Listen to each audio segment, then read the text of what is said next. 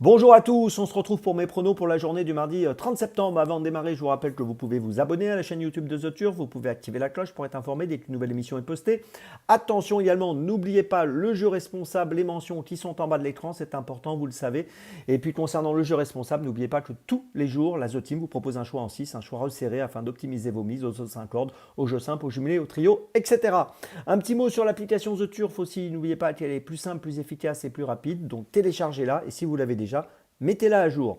Attention, cette semaine, vous le savez aussi, c'est la grosse semaine du week-end du Qatar Prix de l'Arc de Triomphe. Et dimanche 5 octobre, The Turf va mettre en jeu une tirelire de 150 000 euros pour le The 5 Or. Donc bonne chance à tous, soyez au rendez-vous dimanche donc, pour essayer de trouver la solution du Qatar Prix de l'Arc de Triomphe avec ce gros bonus, cette grosse tirelire de 150 000 euros à partager parmi vous qui allez trouver la solution dans l'ordre. Allez, on y va et on continue donc pour cette journée du mardi avec en point de mire un The 5 qui va se courir sur l'hippodrome de Chantilly. On a affaire à des 3 ans qui vont s'affronter sur 1600 mètres. C'est une course assez ouverte. Ils sont 16 à s'affronter, beaucoup de possibilités. Néanmoins, dans cette rencontre, j'ai un poulain que j'aime bien, c'est le numéro 1. El Pequeño. Alors El Pequeño a gagné à Deauville au mois d'août, le 19 août dernier, le prix de Balleroy, qui est une course un peu de référence pour étudier ce The 5. Il a été remonté de 3,5 kg sur l'échelle des poids suite à ce succès qui avait été acquis assez facilement. Auparavant, il avait bien couru aussi à Longchamp, il avait conclu 3e. Il est monté par Stéphane Pasquier, il va porter 60 kg, donc il n'a pas beaucoup de marge de manœuvre, mais je pense qu'il peut progresser et ça peut peut-être lui permettre encore de jouer le rôle principal. Donc pour cette raison, je le place en tête. En deuxième position, j'ai placé le 6, Ciel de Paris. Premier handicap pour Ciel de Paris, un élève de Stéphane Vattel monté par Augustin Madamet qui a terminé 3e à Lyon dernièrement, qui avait gagné auparavant au mois d'août. C'est un concurrent qui, à mon avis, est capable de bien faire dans ce type de course d'emblée.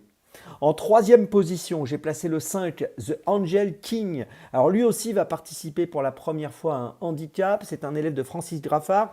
Il a couru 3 fois il a fini sur le podium. Ses 2 dernières courses ont eu lieu sur 1400 mètres. Là, il va évoluer sur 1600. Il a déjà couru sur 1600 le jour de ses débuts où il avait terminé 2e. Et je pense que pour une première dans les handicaps, lui aussi mérite d'être dans notre ticket. Il peut être dangereux.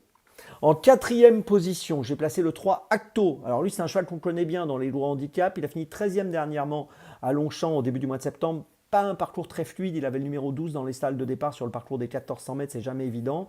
Il avait terminé 10e du prix de Balleroy, gagné par El Pequeño auparavant à Deauville au mois d'août, il n'avait pas si mal terminé. Et encore avant, il avait gagné à Longchamp le prix de la Garden Party au mois de juillet.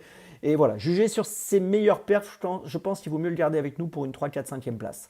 En cinquième position, j'ai placé le 4 Hermès Wood. Attention, ça peut être une révélation dans cette course. 6e à Deauville à la fin du mois d'août sur 1600 mètres. 2e à Vichy au mois de juillet. 9 courses, 5 podiums. Je m'en méfie.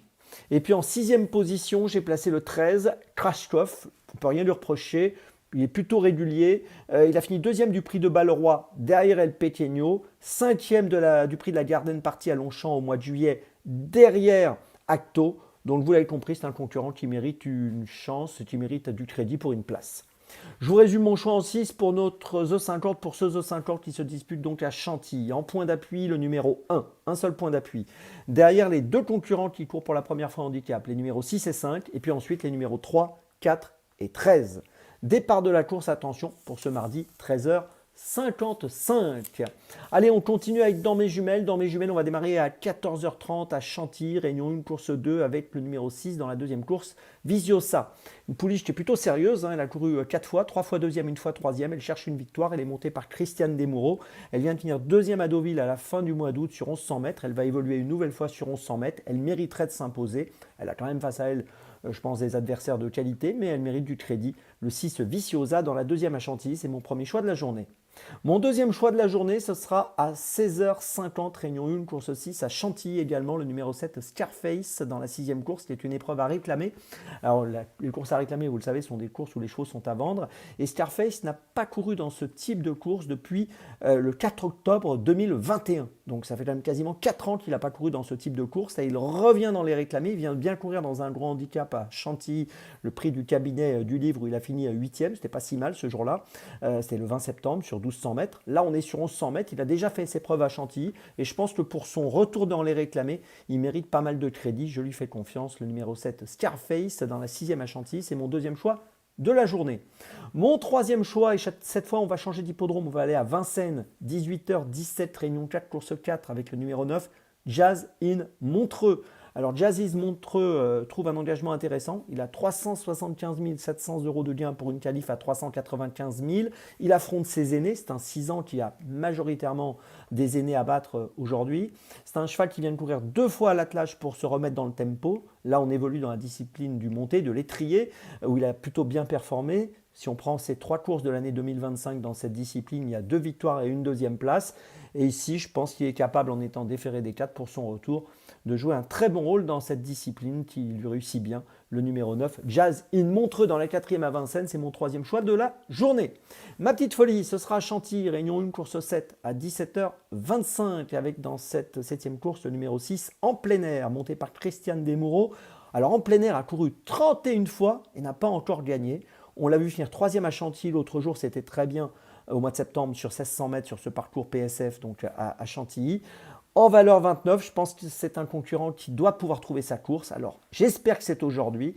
En tout cas, il mérite vraiment une première victoire. Je vous invite à le suivre de près en plein air, le numéro 6, en espérant que cette 32e course de sa carrière soit la bonne pour passer le poteau en tête. Je vous résume mes choix pour dans mes jumelles. Tout d'abord, dans la 2e à Chantilly, le numéro 6, Viciosa. Ensuite, dans la 6e de Chantilly, le numéro 7, Scarface. Ensuite, dans la 4e de Vincennes, le numéro 9, Jazz in Montreux. Et enfin, ma petite folie à Chantilly, dans la 7e, le numéro 6, en plein air. Demain, vous retrouvez Hugo. Nous, on se retrouve dimanche 5 octobre pour la belle journée du Qatar Prix de l'Arc de Triomphe avec, je vous l'ai dit, une tirelire, un bonus de 150 000 euros pour le Zo 5 cordes. Et puis, bien sûr, d'ici là, avec The Turf, ça va aller.